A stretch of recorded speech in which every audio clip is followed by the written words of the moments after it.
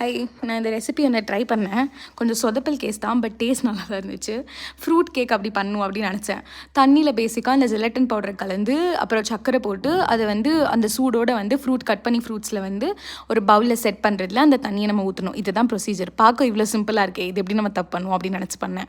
ஆனால் நான் பார்த்த அளவுலாம் அதிகமான அளவு போல் நான் அவ்வளோ 1 லிட்டர் தண்ணியில் கொதிக்க வச்சிட்டேன். ஆனால் அந்த 1 லிட்டர் தண்ணியை செட் பண்ணுறதுக்கு என்கிட்ட பாத்திரம் இல்லாதனால 3 பாத்திரத்தில் பிரித்து வச்சு பண்ணிகிட்டு இருந்தேன். அண்ட் ஆல்சோ ஃப்ரூட்ஸ் கலர்ஃபுல்லாக எடுக்கணும் போல் நான் எல்லாமே ஒயிட் பேஸில் எடுத்துட்டேன். ஸோ பெருசாக எனக்கு அந்த கலர் அப்பீலிங் தெரியல. ஸோ இதை தண்ணி சக்கரை ஜெலட்டின் பவுடர் போட்ட தண்ணியை இந்த ஃப்ரூட் பவுலில் ஊற்றி ரெஃப்ரிஜிரேட் பண்ணி எடுக்கணும். நான் ஒரு ஒயிட் பேஸ் கொடுக்க போகிறேன், கீழே ஒரு ஸ்ட்ராங் ஒயிட் லைன் கொடுக்க போகிறேன் அப்படிலாம் நானே இமேஜினேட் பண்ணி அந்த தண்ணியில் திருப்பி கண்டென்ஸ்டு மில்கை அந்த பார்டருக்கு மட்டும் கொஞ்சம் சுட வச்சுலாம் ஊற்றினேன். பட் அது என்னாச்சுன்னா அந்த கண்டென்ஸ்ட் மில்க் ஃபுல்லாக அந்த கேக் ஃபுல்லாக போய் அந்த கேக் ஃபுல்லாக ஒயிட் கலரில் ஆயிடுச்சு. பட் அந்த டேஸ்ட் ரொம்ப நல்லா தான் இருந்துச்சு. பார்க்க கொஞ்சம் அப்பிடைசிங்காக இல்லை, பட் டேஸ்ட் வாஸ் குட்.